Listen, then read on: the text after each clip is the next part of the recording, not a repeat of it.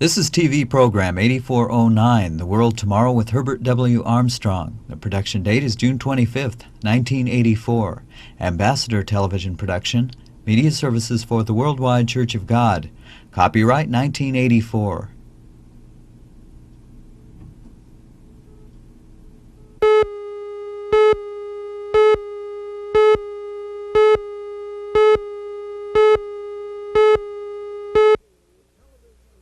The television series called Roots was viewed by millions.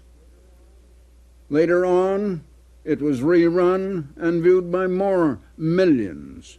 It traced the origin of one black family, or their roots, back for a couple hundred years or so into Africa.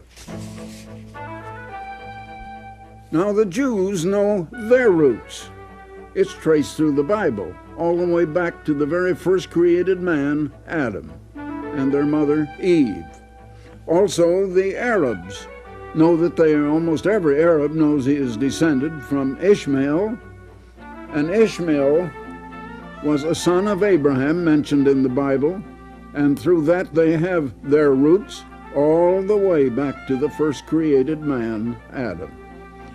Also, the Turkish people are generally known to be descended from Esau. They have their roots in Esau, and Esau is mentioned in the Bible, and you have his genealogy all the way back to the first created man, Adam. But where are our roots? Where are the roots of the American people, the Canadians, the English, and the people of northwestern Europe, even of Germany? Why is our identity lost? The World Tomorrow. The Worldwide Church of God presents Herbert W. Armstrong, internationally recognized ambassador for world peace, visiting prominent leaders around the globe, discussing the cause of world problems, and proclaiming the good news of the world tomorrow. Ladies and gentlemen, Herbert W. Armstrong. Why is it we do not know where we are? Our identity is lost, while other people can trace their ancestry and their roots all the way back. Well, I'm going to give you the answer. Because our roots can be traced, and we can come to know who we are, and I'm prepared to reveal that truth to you.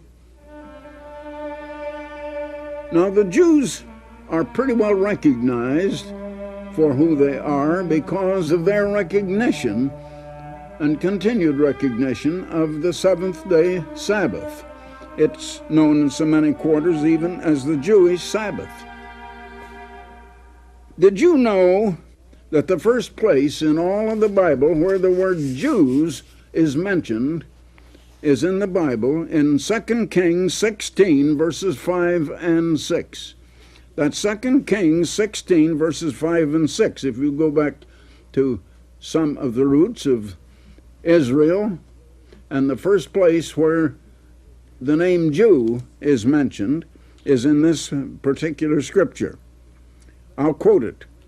Then Rezin, king of Syria, and Pekah, the son of Remaliah, the king of Israel, came to Jerusalem to war, and they besieged Ahaz, who was the king in Jerusalem, but they could not overcome him. At that time, Rezin, the king of Syria, now allied with Israel, recovered Elath to Syria and drave the Jews from Elath. Now there's the first place the Jews are mentioned, and they're at war with the ally of Israel. Israel is there allied with Syria. And Israel's ally drove the Jews from Elath. And the Syrians came to Elath and dwelt there unto this day, as you read in 2 Kings 16:6.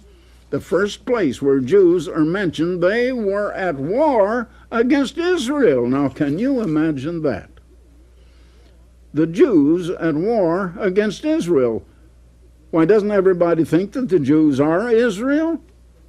But the truth is they are not. The Jews are not Israel at all. And it's time we get some of these identities straightened out. After King Solomon of Israel died, his son Rehoboam came to the throne. Solomon had taxed the people very greatly. As a matter of fact, he had overtaxed them. And he was living in greater and more gorgeous splendor than any king ever had. The people of Israel sent their representative to King Rehoboam, the son of Solomon, who now was the king, and they said to him, "If you will lighten our taxes and not put this burden on us like your father Solomon did, we will serve you. But if you do not, and if you're going to continue to tax us, we are going to reject you as our king. You will not be our king any longer." Rehoboam consulted the old men, and they advised him to give in and bring down the taxes. Then he consulted the young men, and they said, "Oh, tell them where to go to." And so he said to them, "My father laid the taxes on you, but I'm going to make it a whole lot worse. I'm going to lay heavier taxes on you." And then Israel rejected him as king. And they took the man who had been, well, today we would call him the prime minister under Solomon. His name was Jeroboam. And they made him the king. And they set up the capital in Samaria, the city of Samaria, north of Jerusalem, some several miles north of Jerusalem. And they rejected Rehoboam as king.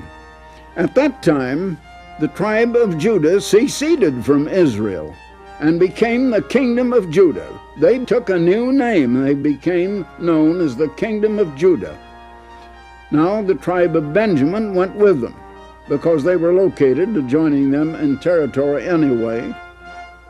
And the first thing that the new king Jeroboam did was to change the seventh month festivals of Israel, which was the Feast of Tabernacles, to the 8th month.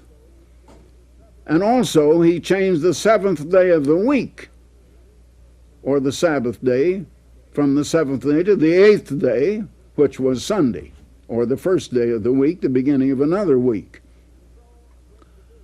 And so a great division was made. Now, the next thing that King Jeroboam did was to put away all of the Levites, who were the priestly tribe. They were the better educated people. They were the most highly educated, the most affluent people in Israel, but he put them away because he was afraid they would lead the people back to King Rehoboam, and Jeroboam would lose out on his throne. And so the tribe of Levi joined with Judah also, and the three tribes of Judah, Benjamin and Levi, became known as the kingdom of Judah. They were not Israel. They were now the kingdom of Judah. Now for the time of 19 different kings and 7 dynasties, the kings of Israel continued to rebel against their God, the Creator. And finally, God had warned them that he would drive them out, and finally he did. And now we trace the history of what happened in 2 Kings, the 17th chapter, beginning with verse 5.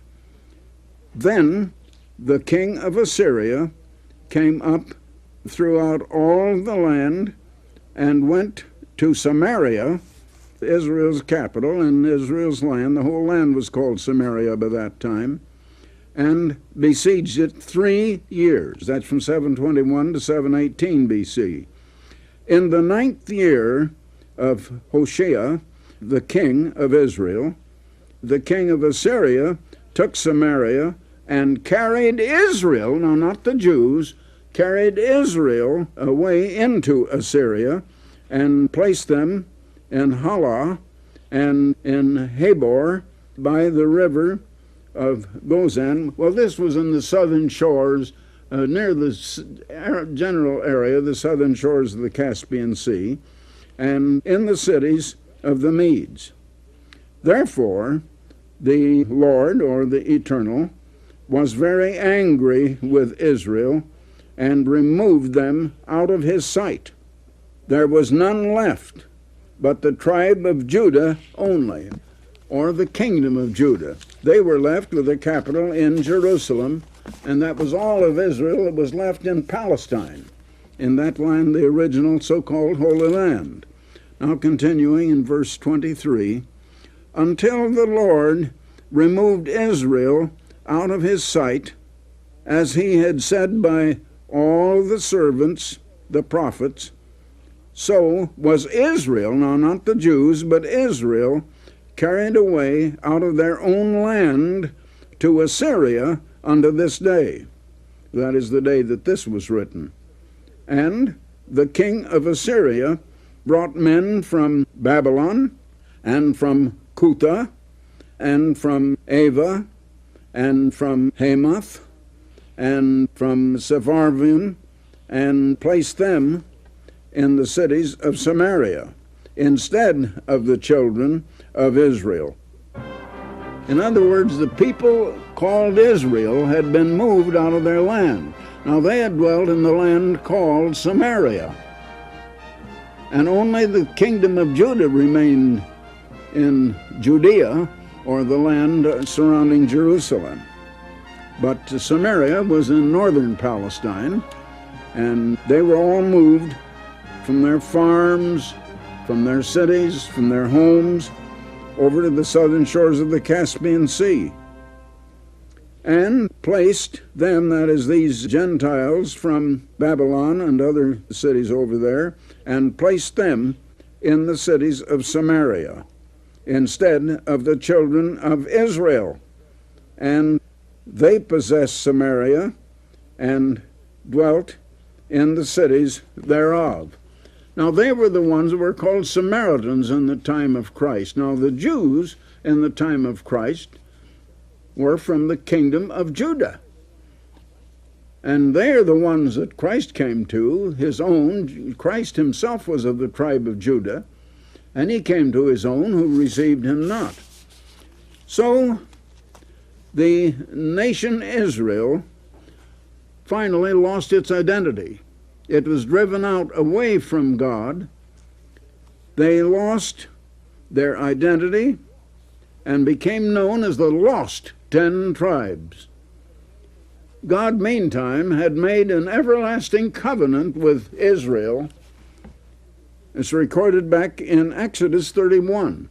He had made a covenant with them that was for all eternity, an everlasting covenant with all Israel. This was long before the division between Israel and Judah.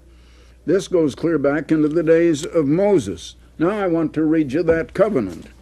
And it is in Exodus 31, and I'll begin here with verse 13, where God said to Moses, speak also unto the children of Israel, saying, verily my Sabbaths you shall keep. For it, that is the Sabbath, is a sign between me, that is God, and the children of Israel throughout your generations, that you may know that I am the Lord that doth sanctify you, or that I am the Lord that sets you apart from other nations. Sanctify means set apart. Wherefore, the scripture continues, the children of Israel shall keep the Sabbath, to observe the Sabbath throughout their generations for a perpetual covenant So it was a covenant. It was perpetual, never to end. Now, incidentally, let me mention this is a covenant, and it is no part of the Old Covenant. It was made after the Old Covenant had been, well, we might say signed, sealed, and ratified by blood, as you read back in the 23rd, 24th chapters of Exodus. And this is in Exodus 31. Now, verse 17, it is a sign between me, that is God, and the children of Israel forever. For in 6 days the Lord, or the Eternal, made heaven and earth, and in the 7th day he rested and was refreshed. Now, a sign is an identifying mark. A retail merchant hangs a sign out in front of his store. Oh, it might say Jones and Company Furniture. It tells and identifies who owns it. Jones owns it, Jones and Company. And what is it? It's a furniture store. Or it might say drugs or whatever. And so it was made an everlasting covenant. It was no part of the old covenant, which was abolished at the cross. It was a separate covenant that was eternal and, as a matter of fact, continues on today, if you know who Israel is. Now, the main nation, Israel, had lost its identity, and the Jewish people from the tribe of Judah, Benjamin and Levi only remained. They were all that remained in the land of Palestine. Later, they were taken away to Babylon, and even after that, then a certain colony was sent back to Jerusalem 70 years later to rebuild the temple, which had been destroyed by King Nebuchadnezzar of Babylon about 585 BC. But the nation of Judah retained their identity because they retained the seventh-day Sabbath, which was the sign that identified them. It identified God because in 6 days God created the heavens and the earth and rested. It identified him because creation is the proof of God, and creation identifies God and who God is. And so it identified God to them. It identified them not only to God, but to the world. Now, the Jews kept their Sabbath sign, and they today suppose that they are Israel because they keep the Sabbath. And yet they are only Judah and not Israel. And Israel was driven out and became lost. Now, they lost the Sabbath.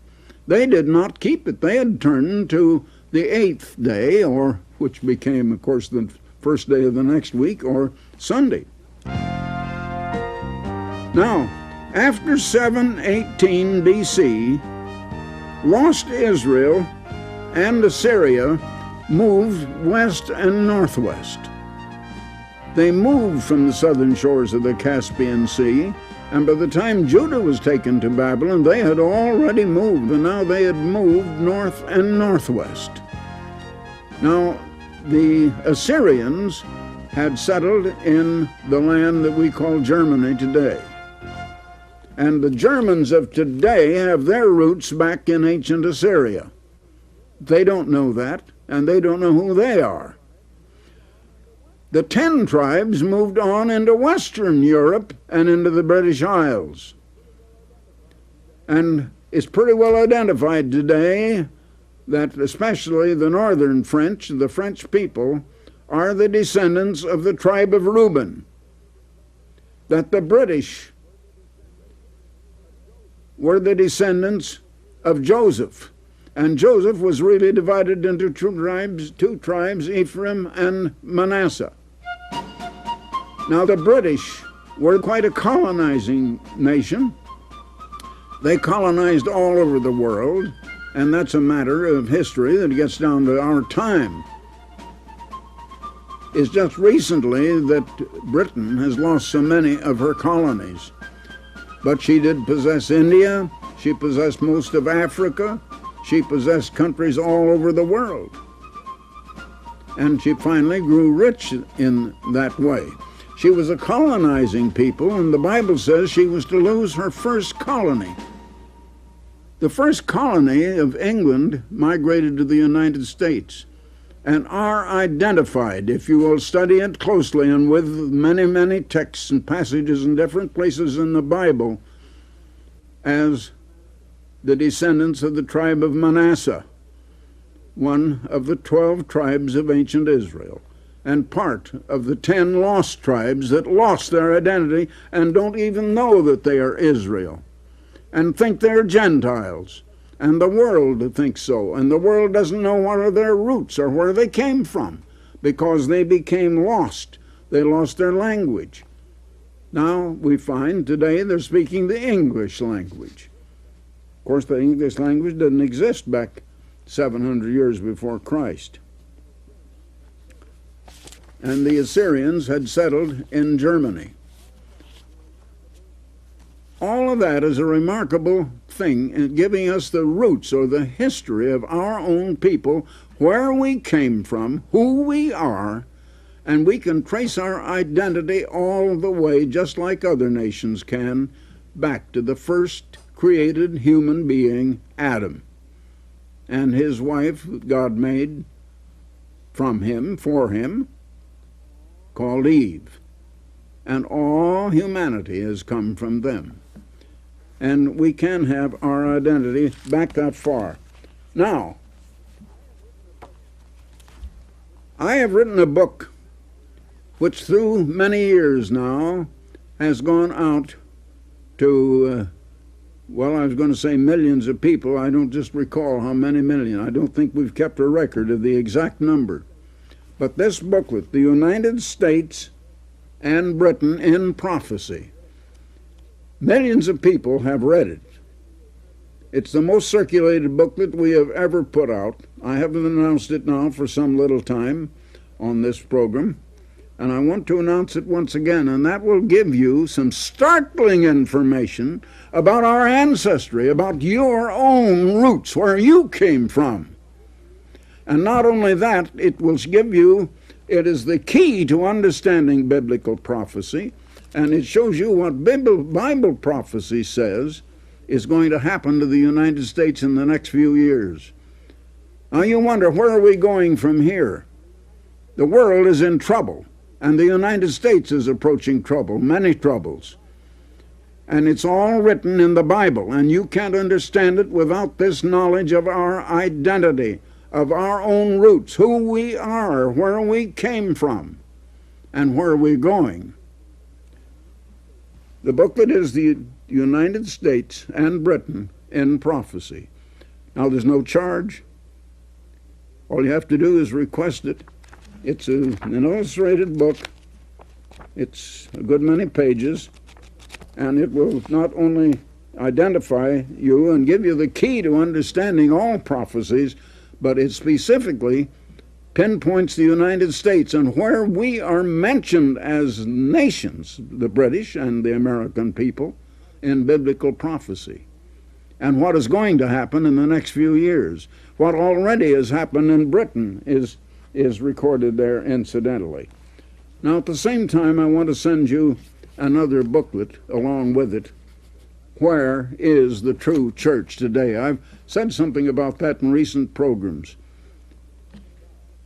The true church of God has had great difficulty. It has been a persecuted church, and great false churches have risen up. But Jesus Christ said that the gates of the grave would never prevail against his church, and it does still exist today. Where is it? This booklet will tell you that. Now also, the finest magazine in the world is published by our organization, called The Plain Truth. Here's the most recent number, and by the way, for the first time with this number, we have finally reached 7 million circulation. 7 million copies per month. It has a lot to do about the Olympics in this number, because they're coming to Los Angeles, and it starts out with an editorial from me, and then the article, The Olympic Games, a Mirror of Mankind. There's something about the Olympic Games that you need to know, and there's quite a history of it there. Now here's an article, More Than a Monarch, about a country, a king and a queen, and it's a very interesting story about what they have done for their nation.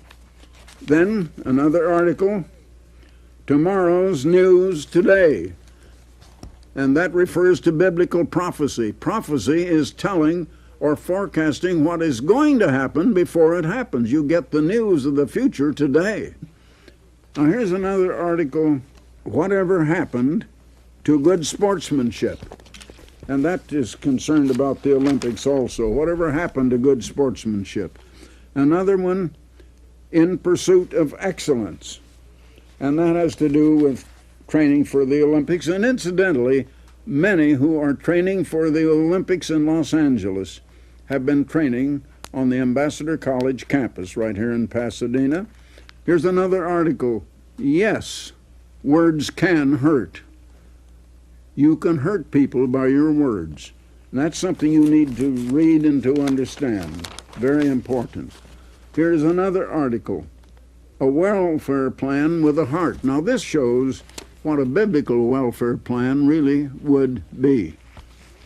Now here's another article, D-Day, the untold story, has come out at last, and it's about D-Day and how it led to the winning of World War II, and it wasn't just by the might or the armies of the Allies, but God himself determined the outcome of that war.